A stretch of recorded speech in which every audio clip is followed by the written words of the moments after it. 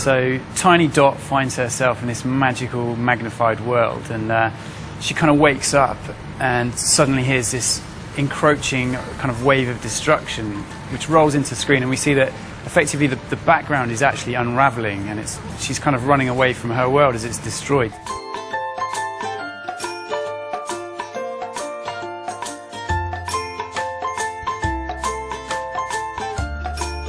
This is Professor Fletcher's cellscope invention. It's basically a Nokia mobile phone and microscope put together.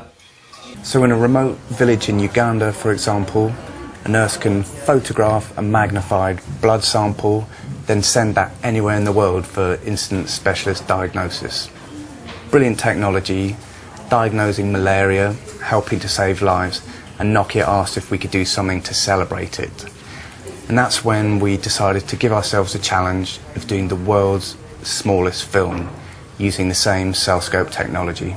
And we kind of panicked. We thought, oh my God, you know, we can't animate blood cells. They're way too tiny. Everybody who was involved in this project was excited about it, but a little bit worried about it because we'd all committed to it, but we still didn't know if it could be done.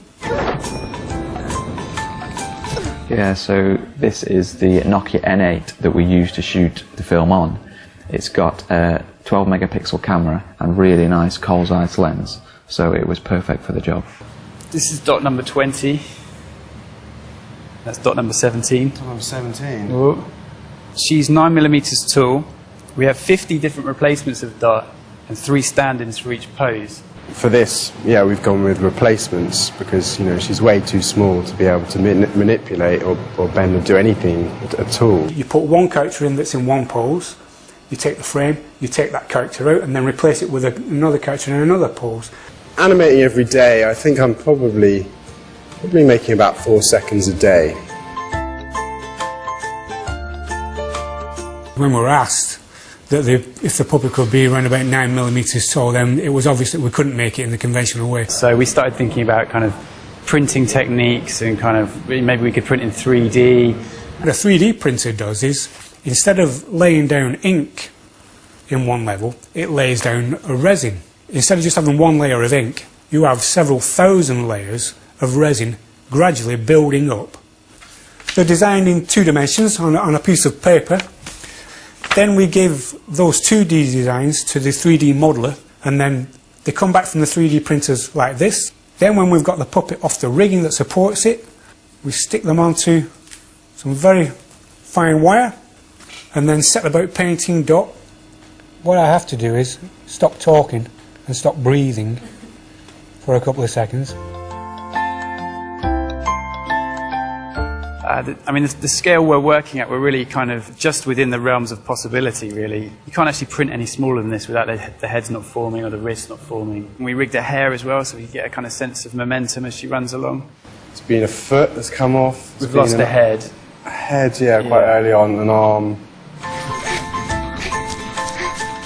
For this film, we had to build our own cellscope to fit the Nokia N8, and it was built by our engineer, Lou. As you see, this fella is obviously a cellscope where the only point of focus is actually on the glass. So there's no requirement for any depth of field. Whereas our problem was we wanted a little bit, obviously, of depth of field because of the models. So that's why ours is different.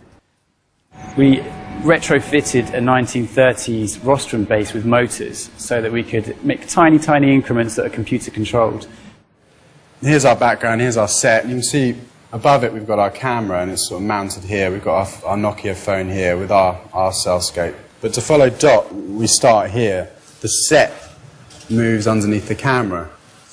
That's where the precision bit come in, the precision mechanical engineering. When it went back to their start, it's got to be frame perfect. We use the full res images that come from the actual phone camera itself, you know, which we use for the final film.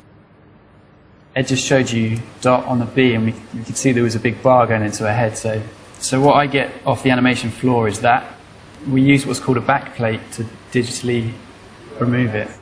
This has actually been one of the trickiest jobs to de-rig I've ever actually tackled. I think we've just hit 1,000 frames, and Dot's here. She's she's holding up. She's holding up. I'm being pretty careful with her, but she's still got a long way to go on her journey. So we'll wait and see.